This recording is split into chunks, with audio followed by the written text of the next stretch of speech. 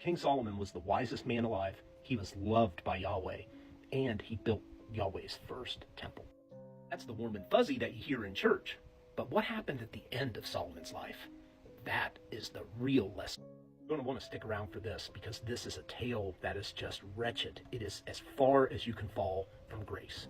And I'm going to warn you right now, this tale includes a story of ritualistic child sacrifice in the name of other gods. So this is going to get ugly, but we're going to open up our Bible and take a look at the end of King Solomon's life. So we're going to pop into 1 Kings chapter 11 today. This is one of those things where if you don't know the context of it, you skip right over it and you go, huh, okay. But once you unpack this, you'll see that this is just awful stuff. And that's why. So it starts out, it says, King Solomon loved many foreign women, besides Pharaoh's daughter. So he was actually married to Pharaoh's daughter. Then he married other women from Moab, Ammon, Edom, Siddim, and even the Hittites. They really don't like the Hittites, and there's a reason why. So he's the wisest man in the world, but yet one thing got in his way. His little friend down below. It has a mind of its own, apparently. But let's get back to the word. So it says, yet Solomon insisted on loving them anyway. He had 700 wives and 300 concubines. And in fact, they did turn his heart away from the Lord. And being a married man is rough enough, but having 700 women to please has got to be tough. So they went ahead, in his old age, he went ahead and built them temples to their own individual gods. So it says that he built temples. Solomon worshipped Ashtoreth, the goddess of the Sidonians, and Moloch, the detestable god of the Ammonites. In this way, so he refused to follow the Lord completely like his dad David did. So why were the gods of the Ammonites and the Moabites so detestable? So it says right down below me here that Solomon built such shrines for his foreign wives to use for burning incense and sacrificing to their gods. And if you skip over that, you're like, okay, no big deal. You move on to the next sentence.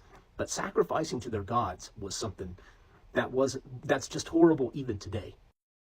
Moloch, the god that they called detestable. The reason why they called him detestable was because he demanded the firstborn child to be sacrificed to him.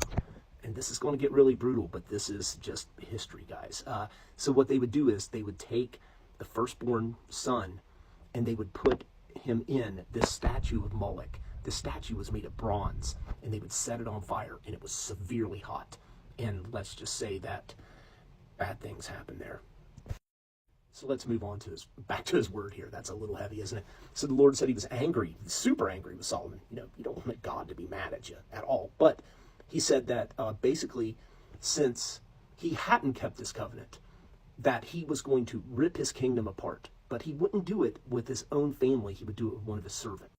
So in the end, the wisest man who ever lived ended up losing his kingdom. It was split into two, to the northern kingdom and the southern kingdom. The temple that he built for Yahweh ended up having golden calves built by Jeroboam placed in it. So it was even defiled, as well as those other temples that he ended up building for child sacrifice for his wives.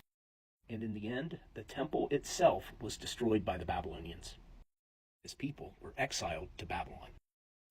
Did you know this about Solomon at the end of his life? I mean, have you ever heard a sermon about this? Or, I was a Freemason for about a decade, and they talk about Solomon and all this great stuff, but no one ever told me about this. And if you're a Freemason, did you know that Solomon also used those same builders that built the temple to build altars for child sacrifice? I'd love to know. Please drop me a comment there. And if you guys like stuff like this, do me a favor, hit the follow. And remember, Jesus is enough, and you're complete in him. You don't need any extra junk.